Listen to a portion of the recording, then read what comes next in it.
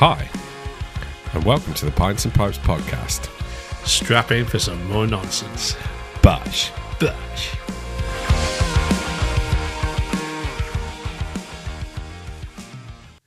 Hi. Hello. You're right. We're here. We're late. We're so sorry, people. We're so late. We are so late. Yeah, we owe people an apology, don't we? We kind of do, yeah. But it's also because we've kind of changed our scheduling a little bit because we have recorded our first video podcast and it's going to be on YouTube. We're now on YouTube, people. We've got a YouTube channel. We haven't released it yet because we recorded the mental health special with Stuart from Tough Enough to Care. What a guy. What a beard. What a beard. What a guy. Beard envy to the max. And we'd originally planned that would be the release that came out last week. However, it's so far removed from what we do. Yeah. It's really interesting, but we wanted to give it the proper intro that it deserved. If we just chucked it out there, I think people would be a bit confused. So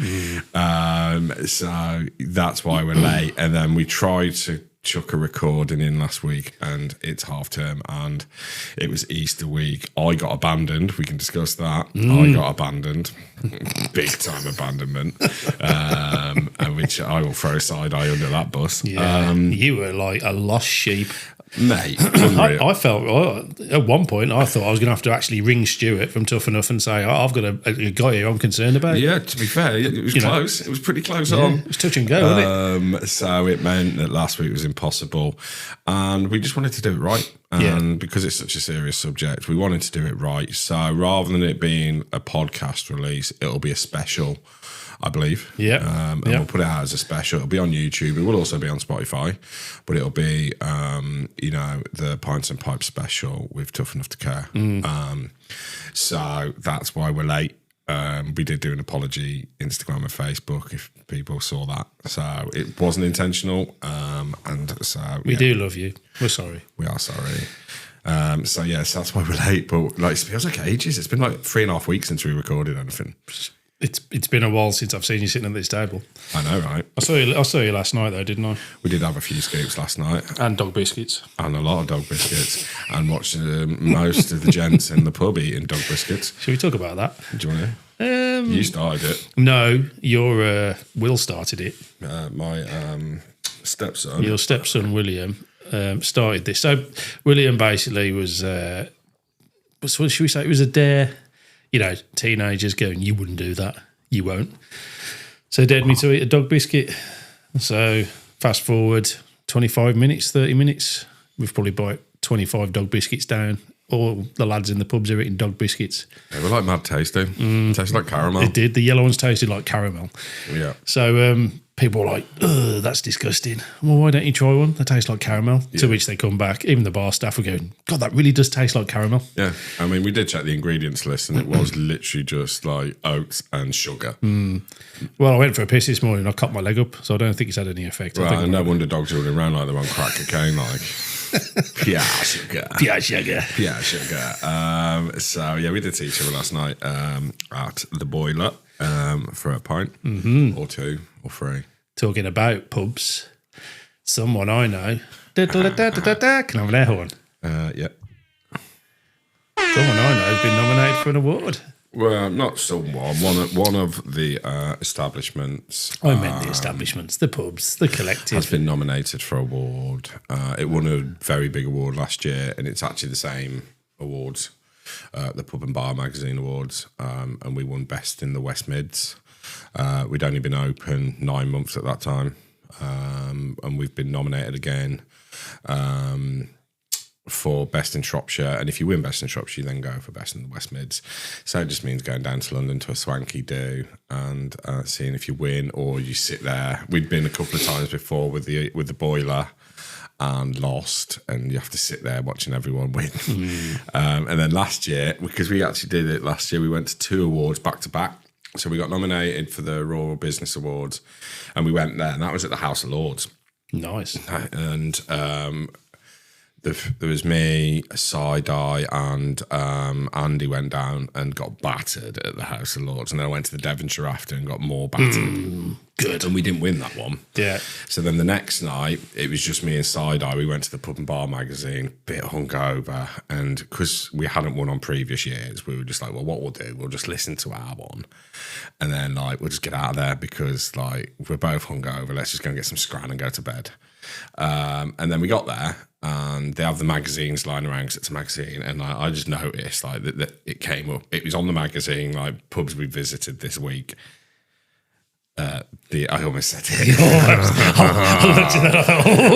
I almost said it. No, and it was the Civ, and I was like, uh-oh. And then we go into the awards, and you sit through a load, and then it came up, the best in the West Midlands, because we'd already won the best in Shropshire at this point. Yeah. And they do this thing where they get someone to read on a video just to read out some facts or tidbits about the establishment, and they started talking. And I'm going, and like Side-Eye's busy filming it, not really watching what's going on. I'm like listening, going, uh-oh, I think that's us. And I'm like nudging her, and she's like filming, going, stop it. And I'm like, I think it's fucking us. And she's like, it's not fucking us. I'm like, I think it's fucking us. And then they read it out, and like we were like, oh my God. So yeah, so pretty well cool. Done. Pretty cool, thank you. Well done. And you know what? Deserved. Team effort. Yeah, We've got a good set of team, guys yeah. that work for us. Yeah. And, it's all good. So, yeah, we're going to go to an award show in June, I think. And I think, just to add on to that, and you don't touch on it much because you don't want to, but the absolute shit show state of the industry, at the moment is, yeah. and people are suffering. There's pubs being sold left, right, and centre. Yeah, the struggle is real, isn't it? Yeah, absolutely. I think it's really good. I think you should be very proud of yourself. Yeah, and if we don't win this year, we've got broad shoulders, and there's a couple of other pubs that we're up against that we know, and if it highlights them and gets them the kind of coverage, it's all good for everyone, really. Like. There's enough business for all of us, and I think it'll be really cool for anyone to win that. If it's us, gassed. Yeah. It does bring its problems when you win these awards. I'm not gonna lie, it brings problems because you tend to get how should I frame the dickheads in the pub. Do you mean the clientele changes from people who? We get people that want to prove that we're not the best in the West Mids or the best in Shropshire. And these are the general public. We've had this across 10 years. It's been... that will get beeped out. That's getting beeped out. So the Boiler has been nominated and won loads of awards in previous years. And we've had it for years. The second you do, we get all the staff to sit them down and go, right, get ready, because there's going to be knobheads now. Yeah. And they literally walk in. We've had it before where people have just walked up to the young girls and gone, oh, so you think you're the best in Shropshire? And we have to go over and go, no, we don't think we're the best in Shropshire. Yeah. Like, somebody has voted for us and decided that we're the best, so we'll wear that crown, but like we don't dictate this. And you just get people go, well, I don't think they're the best chips in Shropshire, or that's the best fish in Shropshire. I think I've eaten there that's better. It's fuck off. It's all objective, but at the same time you're like, fucking do one. Do you know what? This is the thing in the society now, isn't it? That if you do well in life, or you try your hardest to do as best as you can or be as good as you can, there's always somebody who wants to try and kick your feet from under you. Yeah, 100%. Just fuck off. Yeah, 100%. It's just honestly. Anyway, we'll go on a rant, bollocks to that. Yeah, I don't know about that, but so well done. Thank you very much. We could probably park that, and I'll feed that information back. I mean, all the sleuths out there who have probably already figured out what the names of these pubs are that I run. That'll help them. Just go to Pub and Bar magazine, search Shropshire. It's going to be one of the three. But we haven't told you. No. So you'll have to do your own investigations. Yes, I'm still keeping that out of the way. Well, you have to, Yeah. because Side-Eye will kick your ass. Side-Eye will kick my ass. Talking of Side-Eye, shall I talk about my week last week? I know. Come on, let's talk about this abandonment issues. Fucking abandonment. Are you kidding me? Right, so... Side-Eye booked to go on holiday with her mum and sister as a present for her mum's 60th for last year. Are we telling the people where? Yeah, we are. Bearing in mind, for my 40th, which was a few years back, I wanted to go to Ibiza. So we went to Ibiza for my 40th. Mad midlife crisis situation. Went clubbing. Why not? It was great. To which side I was like, we're not doing that again. You're not going to a beef. I'm like, I want to go back. No, you're not going. We're not doing that. So then she books to go to fucking Magaluf. She's gone to Magaluf with her mum and sister. Shagaluf. Then it was the gift that kept on giving. Right. Not only am I leaving you with the two pubs to run, I'm going to leave you with a dog that's going to need walking and feeding all the time. It's also Easter week, so I'm going away on Monday morning when the kids are there. Monday, Tuesday, Wednesday. I'm back on Thursday. And we co-parent is what we do. So our kids all went on Thursday, so she came back. No kids, so I'd have the kids. So I got, at this point, 2 pubs, a dog, 3 kids. Wow. All need looking after. And it's like mental. And then on the Sunday before she goes, we've got an elderly neighbour that lives over the road who had a fall, bless her, and broke a rib. Ooh. Which was really bad. And so she's been in a lot of pain. And Side Eye very kindly offered for me to cook all her food for her as well for the week. And just does one. And it's also Easter week. And I can tell you now, I am shattered because Friday, Saturday, Sunday, Monday were mental in the pubs. So to put this into context, you were a care worker. Yes. A kennel owner worker. Yeah. You were a child, full single parent. Yep. And you had to run the 2 pubs. And I was Deliveroo. And you were Deliveroo for the elderly. So you were Meals on Wheels. Yeah, and Uber for the kids.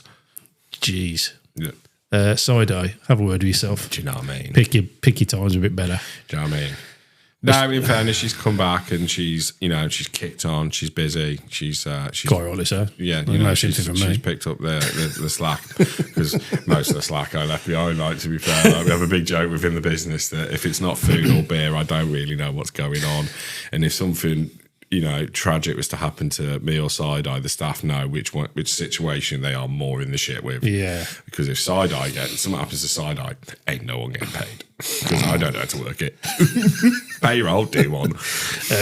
Yeah, I'll figure that out one day. You know what I mean? So yeah. God, so you've been full abandoned. No, it makes sense now. You were sort of went off the.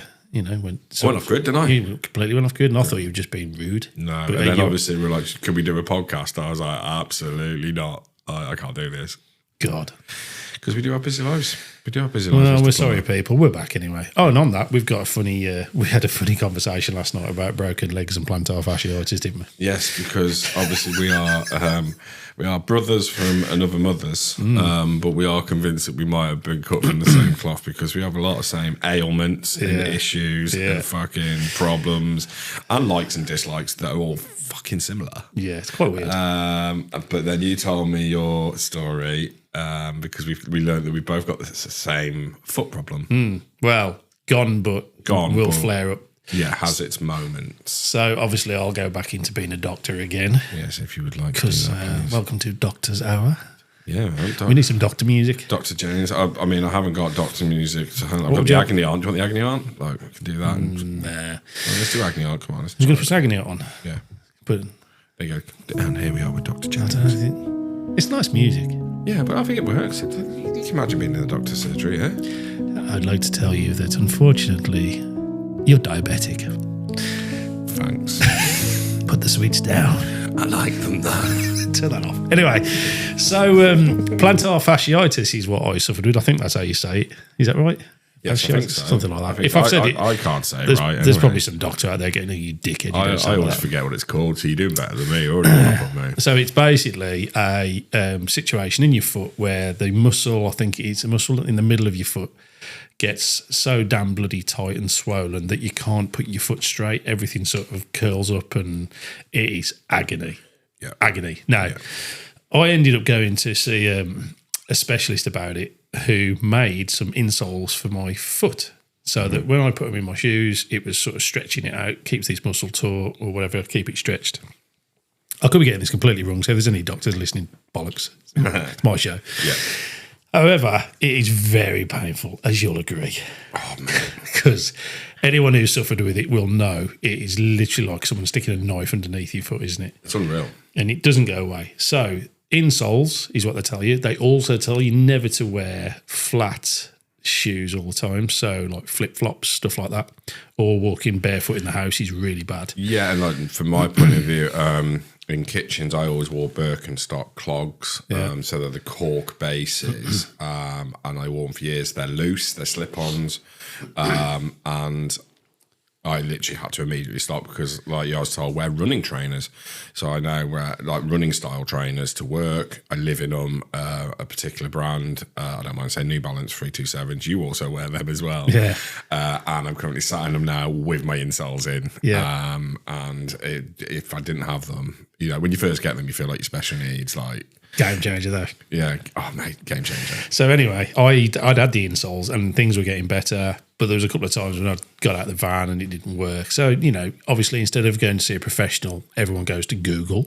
Of course. So I went on Google. Self-diagnosis. Sorted it out right away. It said one of the... Fat milk. Did it say that? One of the best things to use is this a sock that you put on, and on the end of the sock is like an elastic piece that pulls your toes up very slightly. Right? So I'm now obviously got insoles, so you know, and at night at bedtime put this like a stocking, really, like one of them surgical stockings, the white ones, not sock, those. Wank sock. It's like a long wanky sock. Yeah. But anyway, on the front of it is like a hook. I'd like to see you with stockings. No, my brain's just gone elsewhere. You really wouldn't. Okay. But I'm going to get you the sock, actually. I might put a picture of the sock up. Robbie. So there's a sock, and you put it on, and then on the front of the sock is like a little elastic piece that you hook to the front of your calf. So imagine your toes are curled upwards. Yeah. So you've got to get the tension right. So one night I've got this on. I've had it on a slightly low setting, build myself up to the big full, you know, hardcore stretch. And then 2, 3 in the morning, I got cramp in my leg. Right?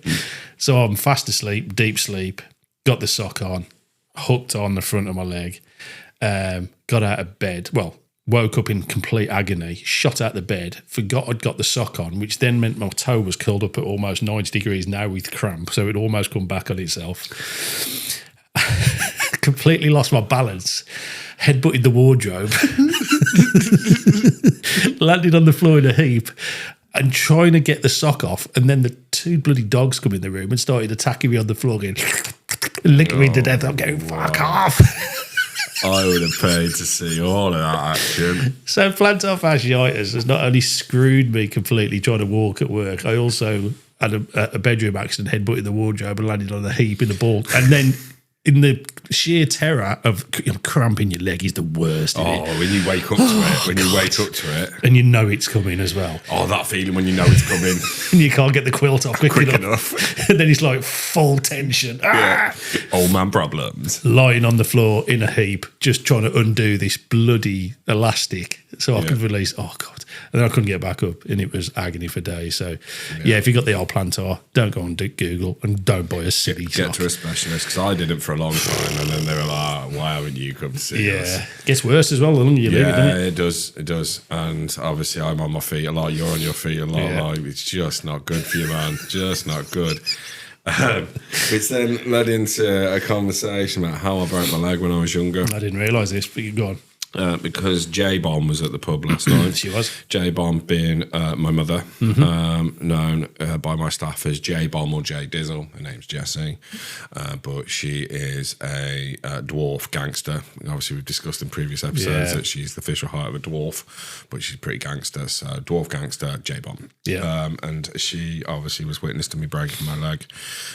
So I broke my leg kicking a teddy bear at a dog. And I broke my ankle and my leg. Can I just add, you were kicking a teddy bear at the dog?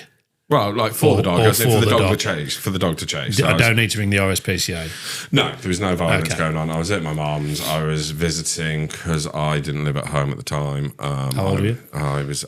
What was I? I would have been probably 19. Young, dumb, and full of stupidity. And I was kicking a teddy bear for the dog while she was getting Sunday dinner ready. And when I was much younger, well, I say much younger, in my teens, I had something called Osgood-Schlatter syndrome. Have you heard of that? Yeah. So in both my knees were shot. I had to stop playing football, which I was told to stop playing football, and I carried on for quite some time, and then did some real fucking damage to my right knee. Nice. And I used to be able to dislocate my knee at will. So when you're at school, like in year 10, you're like, watch this, lads. Think you're a gangster, don't you? Oh my God. And then I stopped doing it because it's fucking childish and painful. But it would happen every now and again by accident. So I kicked the teddy bear for the dog, put my leg down, knees dislocated. So I've just fallen over. And as I've fallen over, I've tried to correct myself. And as I've landed, the outside of my foot was touching the other side of my leg, as in, so it flipped round. And then I kind of just shook it and it just kind of went back into position. But I was in fucking agony. So I'm like, Mom, I think I've broken my fucking leg here. And she's like, no, you haven't. Hardcore mums. I'm like, I've broken my leg. Stick a paper towel on it. I'm not taking you to hospital until we've had dinner. I've cooked this dinner all fucking day long. You're eating your dinner. At which point I'm sat down eating dinner. I'm in fucking agony. I've obviously gone white, into shock. And my old man's looked at my mum and gone, I think he might have done some serious damage here. To which we went to hospital. And she's ranting at me about if this is a waste of time, if this is, I'm going to kill you. And then the doctor's like, he's broken his ankle and his leg here. Holy and shit. I'm just like, yes, Mom, you tried to make me eat a fucking Sunday dinner with a broken leg. Yeah, so if anyone needs fucking call, it's not the RSPCA. It's, yeah. It's Childline. What's the child line? Childline. Yeah. We'll put the number on the thing if anyone wants it. Yeah, because we're all about getting help off the right places. So. Not for mothers. Mothers are hardcore back in the day. Oh, yeah. They don't take no no fucking shit. around. Like, no fucking around. So, Mum, I can't go to school today. Well, my mum was a nurse. My mum was a phlebotomist. Yes. So my mum would literally do a full medical, blood pressure, bloods, everything. No, you're fit to go. So get up to school. Yeah. Remember when you was at school though, and you'd like injure yourself? You'd probably snap your leg in half playing rugby or something. Yeah. And it was always the green paper towel from the toilets. A wet paper towel across the break with the bone sticking through the leg. You'll be fine. Just get back on the field. Or the nurse would like, you go see the nurse at secondary school. Nurse, it would be the nurse, wouldn't it? And then if it was obviously like you probably need of amputation, then they'd send you home. Like that would be the extreme. Then they'd call your mom, and your mom would be like, "Does he really need to go home?" They'd be like literally his legs hanging off. I haven't got time for this shit. I haven't got time for this shit. Yeah. Put him back in class. He'll fucking survive. Yeah, he won't die. Yeah, do you know what I mean? Hardcore mothers. Hardcore mothers. So bloody hell. Have you got a funny story, everybody? If you've got a funny story that's come from injury. An injury or an illness that, you've had an accident at work, something minor but has led to the funny story. Yeah. We want to hear them. We do. We want to hear them. Because medical misfortunes are quite funny. Misfortunes or just, has anyone broken a bone in a more stupid way than kicking a teddy bear for a dog? I broke my ankle. In fact, Lyndon Mottram was the cause of this at Centre Parks. Okay. And I broke it on a pebble. I rolled my ankle on a pebble and ripped all the tendons off my ankle. Jesus Christ. Having a piss in a bush, trying to catch up with people. Lyndon Mottram was to blame for this. So, So I was off work for, I think, 3 months. I've got a whole catalogue of injuries that are just stupid. Like when I injure myself, it's just stupidity. Like when I was really young, like probably like year 7, 8 at school, so we're probably talking like 13 odd years old, I broke my left arm falling out of a tree. Just fell out of a tree.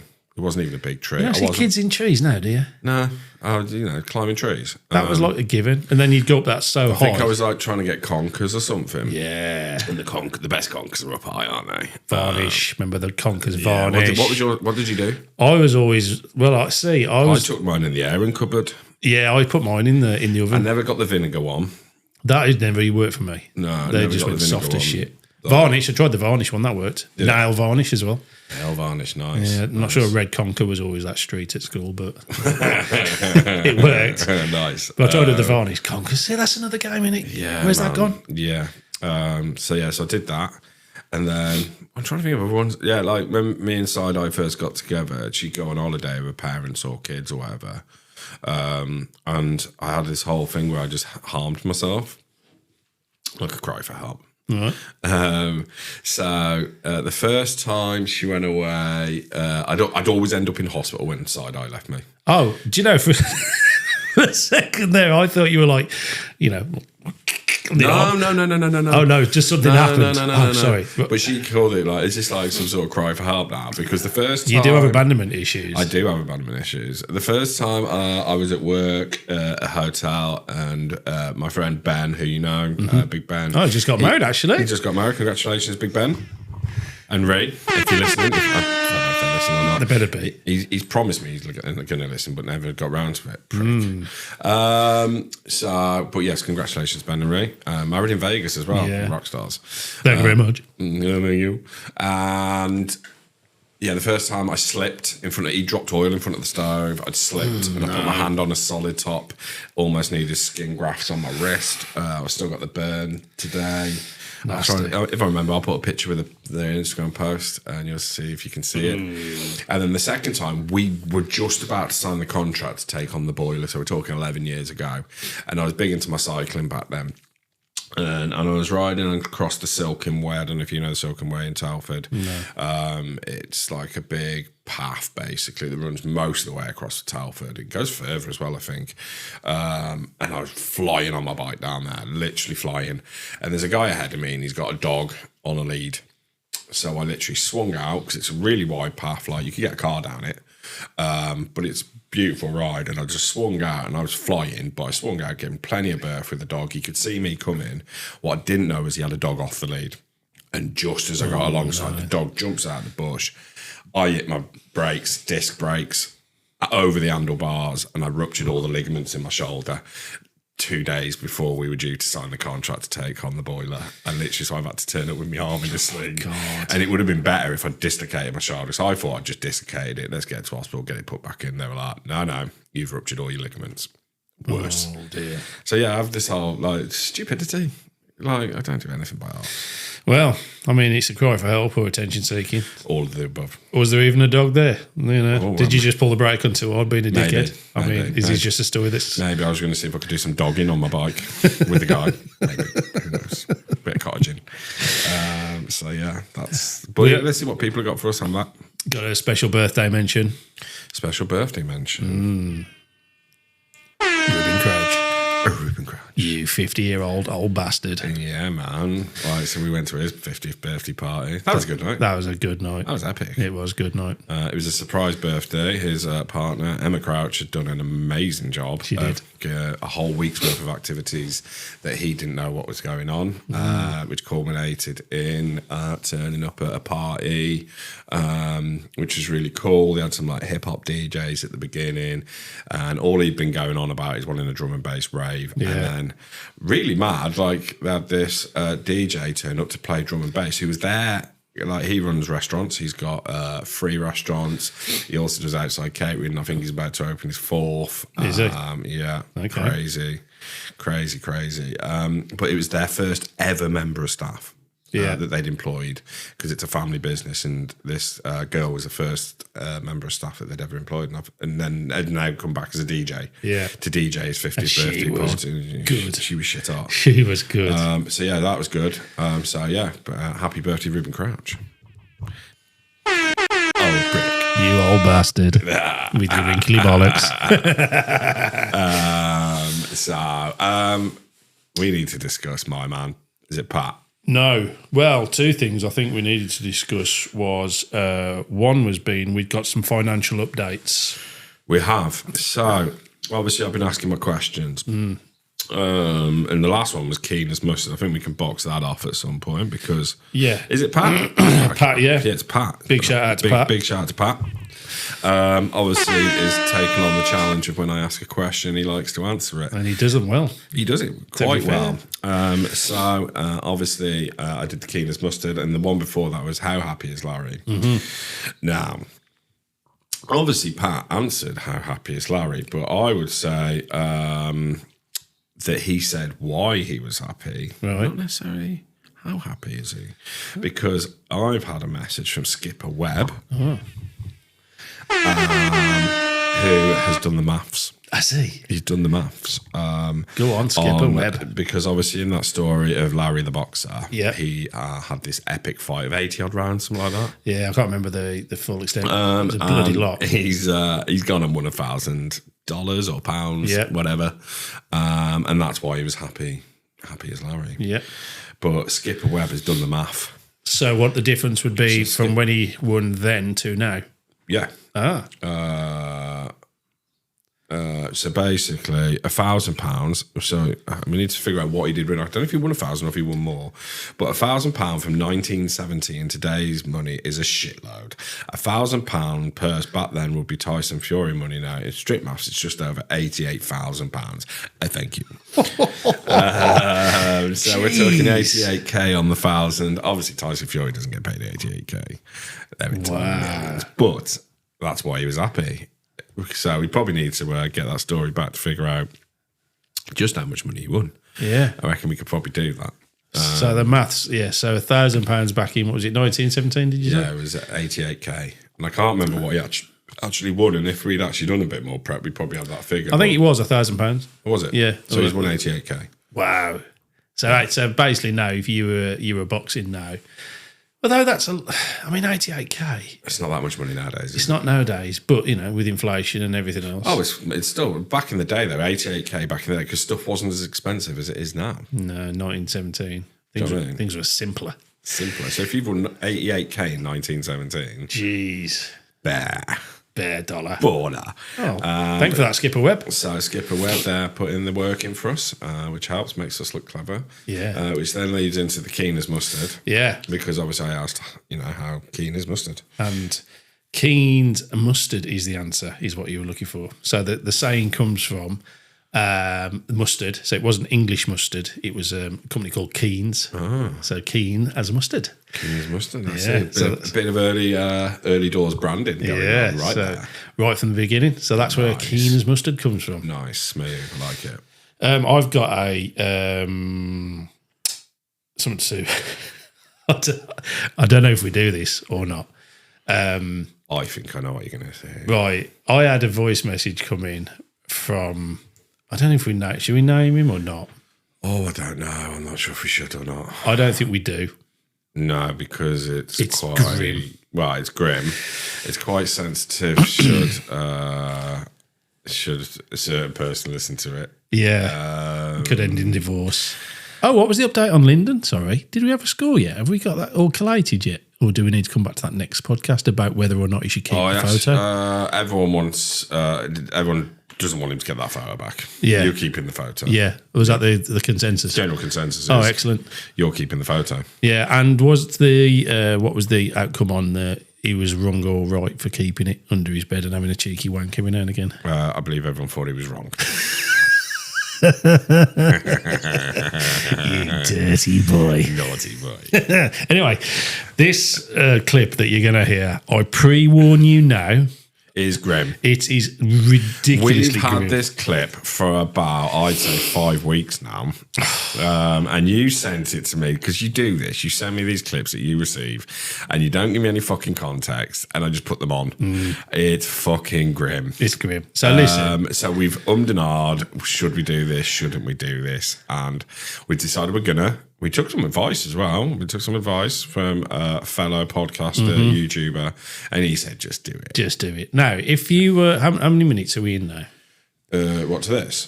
About just over half hour. Okay. So if you want to end now, we'll say thank you for listening and we love you very much. We're sorry for the delay. Or you can just turn off for about the next 5 minutes. Yeah. Or you can just fast forward this to the end of the podcast on your little phone. Just grab it and just slide the little bar across. Because it's going to be about 5 minutes. Yeah. The actual message is about 3 minutes 40 and we're going to talk about it for a minute or two. So, yeah, you can just move it on. Now, this because it is grim and it's about poo. It's about poo and it's grim. And I'm not going to say any more. And with that, I'm going to get my phone ready and I'm going to play it. I pre-warn you now, everybody, strap in because this is grim. Go. Poo stories are quite the funny ones. I've got quite a few, so I'll start with this one. It was 1996. I've been with my now wife, who I've been with 30 years a year. and we decided to go to Tenerife. At the time, me and the lads were running a competition of who could do the biggest poo, and if you did, you had to have evidence of it, photo. So there was no phones properly then, so you had to be like an old cinematic, whatever they were called, something mill, I forgot. Anyway, I'm lying by the side of the pool, and I felt the urge. So I says to Mrs, I'm just going to go up to the toilet.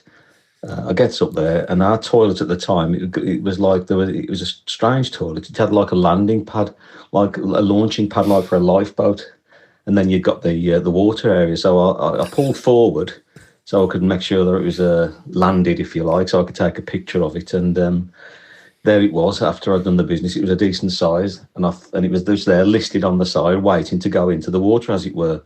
So I went and gets me camera. And at the time, it was one of those battery-operated cameras, but the blooming batteries weren't working. So I thought, oh, right. So I had to go. Thankfully, there was a shop at the bottom of the hotel. Goes to the down to there, gets me battery.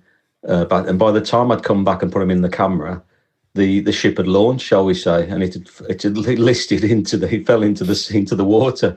So I thought, oh, this is a damn opportunity to take a picture of a massive Douglas herd here. So I thought, well, I better see what I can do. So I jumps to the kitchen trying to find something, and opens the kitchen drawer, as it were, and found a good old plastic spatula. I thought, that'll do.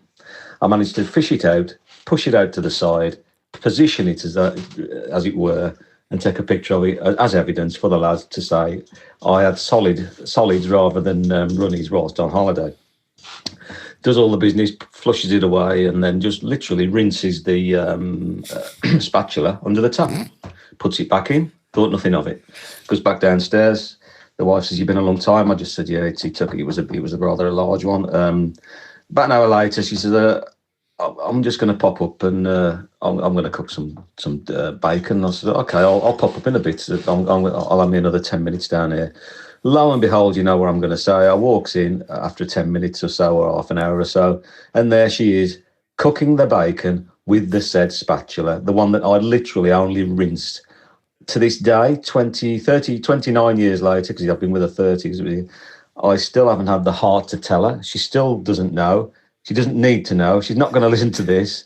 But on my wedding day, 2 years later, at the actual wedding presentation at the dinner, the best man, he presented me with a plastic spatula and proceeded to tell the story. And I had to say, no. And God bless Sally, she said, what's the story about the spatula? And I'll stop it. Oh my fucking God. Oh, Jesus Christ. I mean, where do we start? Oh my God. I mean, the taking the pictures of the poo, done it. You know, Yeah. We've done it. Men do men stupid things. Men doing men things. Have you seen a picture of my poo? You know, it's been done. But the thing that stuck out for me in the story was, well, two things. One, obviously, the obvious is that could you sit there and watch your other half cook bacon with what was literally resting your stall you fucking ate it. And then eat it? You fucking ate it. But I'm quite impressed that he actually left it there, wiped up, went to the shops, brought batteries, came back. It had listed. It had slid down into the depths. The effort that this man has gone to is fucking ace. I think we should name him because she said she's not going to listen to this. I don't know. I'm going to leave him nameless. He'll know who he is. Okay, leave him nameless, but if he sends you a message, we'll rename him next one because he should get a hug because that is mint. It is wrong, isn't it? It's wrong, but mint. So if anybody's just vomited, we apologise, but you were warned. And anyone that forwarded it or turned it off for 5 minutes, welcome back. Welcome back, because my life's changed. I mean, the spatula at the weddings are good. I mean, you would if you were the best man, wouldn't you? You would. Yeah. You'd throw them right under that bus. And you'd just drop a little bit of Nutella on the spatula, wouldn't you? Oh, you just would. Like, you just throw it at him, like. So you know who you are. You're listening to this podcast. You're an avid listener. Yeah. Thank you for your story. You've got a couple more coming up of yours. Yeah. But you're a wrong un. Absolute wrong un. I took it. Said things. Oh my god, my dog's just decided to do massive shit outside right in front of you. Right in front. All I can see right now is our dog having a massive dump. Because we are at the Plumber's Ranch today. Oh god, you couldn't write that. No. Oh god. Anyway, thank you for your story, Mister.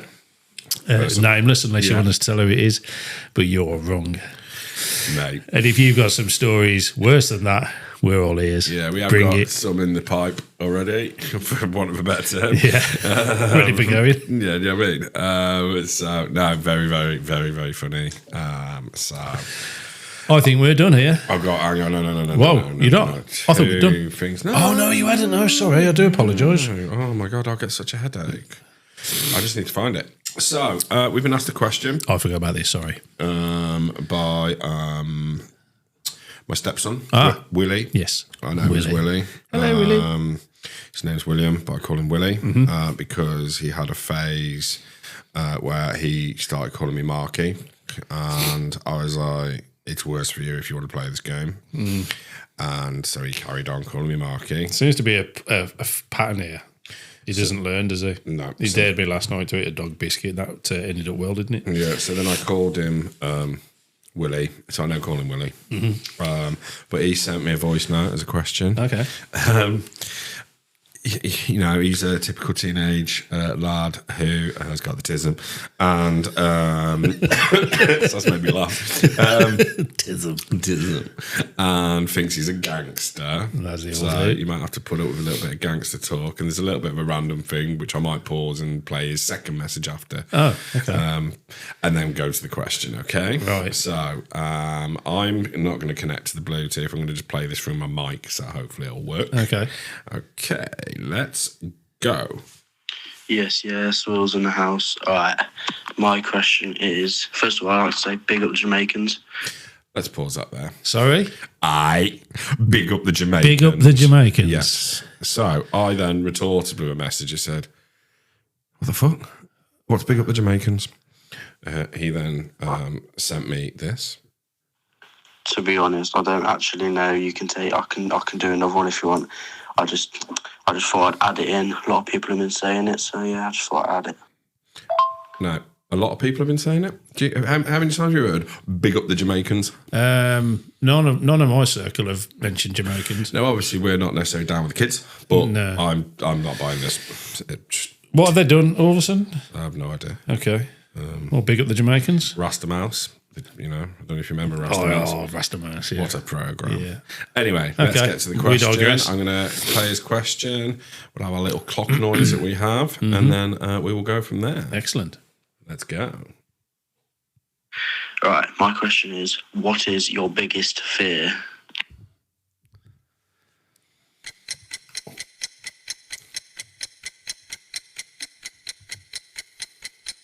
Heights.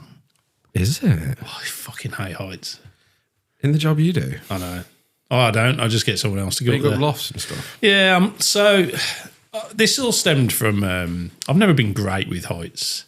And to be fair, in fairness, I can do sort of aeroplanes, I can do high-ish buildings if I know in my head I'm sort of safe or got something to hold on to, if that makes sense. But I'll give you an example of, you know, when you come down an escalator. Yeah. And you're on, say, the 5th floor, and you look to the side and you can see all the way down to the ground floor. Yeah. Fuck, my legs are gone. Is it? Yeah. Wow. Yeah. Heights. Wow. Oh, yeah, it's my biggest failing. Wow. And I don't really know where it stems from. But I know I've got I went up to the Eiffel Tower and for an award years ago, I won't go into that. And we were on the 2nd floor of the Eiffel Tower and the lifts broke. Oh, and the guy goes, monsieur, you'll have to use the stairs. I was like, fuck will I? Oh my and God. I waited for nearly 2.5 hours for that lift to get, and I couldn't have got, you had to walk down the leg. Yeah. Legs of the Eiffel Tower, inside the Eiffel Tower. No, I was literally a bag of jelly. Oh my God. Horrible. Yeah, so heights are my biggest fear. Wow, there you go. Yeah. Mine, if you remove, the ordinary, normal one that most people come with, the fear of failure is a big one in me. Really? It's probably my main driving force with my career has been the fear of failure. Yeah.